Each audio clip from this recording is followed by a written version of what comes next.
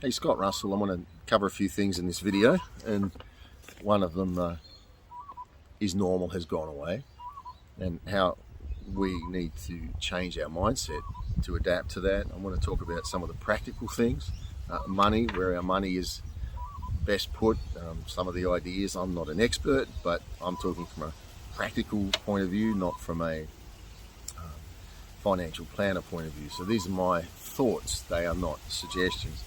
We'll talk about BRICS, what a collapse will look like, food in this, socialism, and practical tips to get us there. So a little bit to cover. The video may be a little longer, or we can do it in some parts, but I want to start by saying our mindset is always normal. We think things are going back to normal. As people, we are wired for normal and to try to create that. These people are not bringing this back to normal. They've taken great pride in the fact that they are reinventing the world, the fourth industrial revolution. They sit there with great joy and pride to say we are doing this.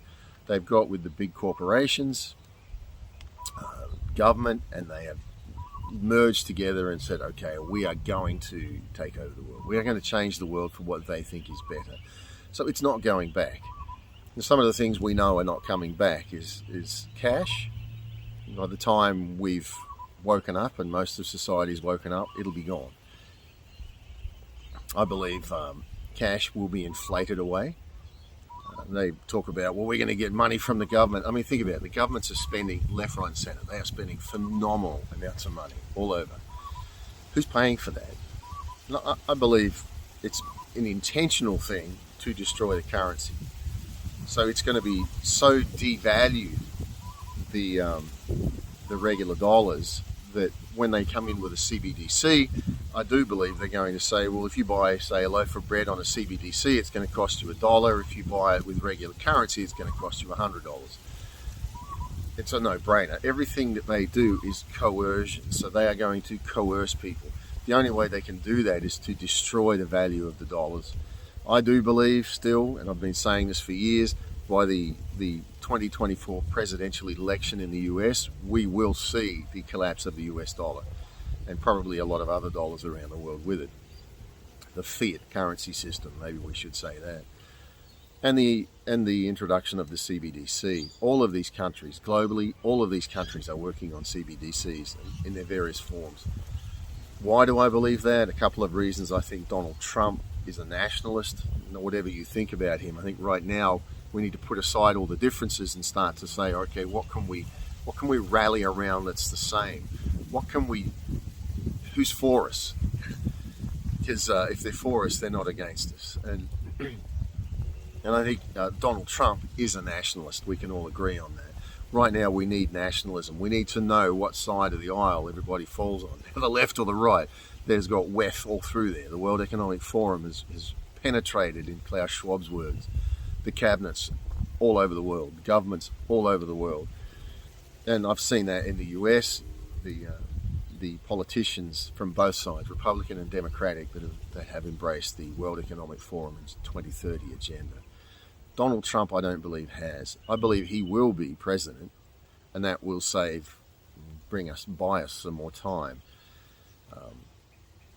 I think we will see, because of that, they will try to bring as much chaos as they can into the US before that election, and I think we're going to see, like we are seeing, massive immigration. They are kicking it up, like just get everybody as much chaos as we can, because in the chaos, eventually they're going to present an answer and say, this is the answer, this is what we're going to do. Come and listen to us. So I think we're going to see the US currency collapse. I think we're going to see mass immigration get even worse. I think that's another reason why they are bringing in all these atrocities and craziness, the trans agendas and the attacking the children and just anything and everything they can to bring offense, because they need to keep people distracted. While they're doing that, they're changing the very core of our society. Food shortages. We are going to see food shortages because it takes time to steer a ship, and they have, as I've shared in these groups that I've run for a couple of years now, they have destroyed some of the largest food producing plants in the world. for no reason. How does a chicken farm catch fire? How do multiple chicken farms all over the world catch fire? There's nothing flammable about chickens, and it's sabotage. And a lot of the food plants and supplies are being destroyed. In the Netherlands, I think, 6,000 farms or something they're trying to close, making the farmers sign pieces of paper that they will not farm anywhere else in Europe. They are fabricating food shortages. They've said it, they don't hide it, that they are bringing about the net zero. They want to get rid of the pollutants, which they see as a cow, and they want people eating bugs. Of course they won't, but they want us to. But we won't make this personal. We'll just stick to facts. They are going to destroy the food supplies. So as all this kicks in, there's going to be a lot of chaos. People are going to say, well, we'll just live our normal life. I'll just go back to it. Well, no, they've stated and said that you're going to be happy and own nothing. BlackRock and Vanguard are buying all the real estate in the US. They're buying houses. Look it up. People go to buy a house, all of a sudden a corporation comes from out of nowhere and buys that. When you track the corporation, you find out it's BlackRock, Vanguard, or whatever the other one's called. The corporations will own everything. Here in Australia, the government is doing the same thing. I believe we're going to see Centrelink, our social welfare here, owning a lot of homes. They're already doing that in the national capital, Canberra. They have a lot of homes that they own. A lot of those homes are sitting empty. So socialism kicks in. Here in Chicago, the government is talking about opening up supermarkets that are government owned. I think we have to look at it and say everything is a march towards global socialism. Somebody said, well, capitalism. Well, it is, but ultimately it's capitalism and it's socialism. Coming from the WEF, it's socialism, because they want to take over, and they are going to, as the elites, rule everything that's going on.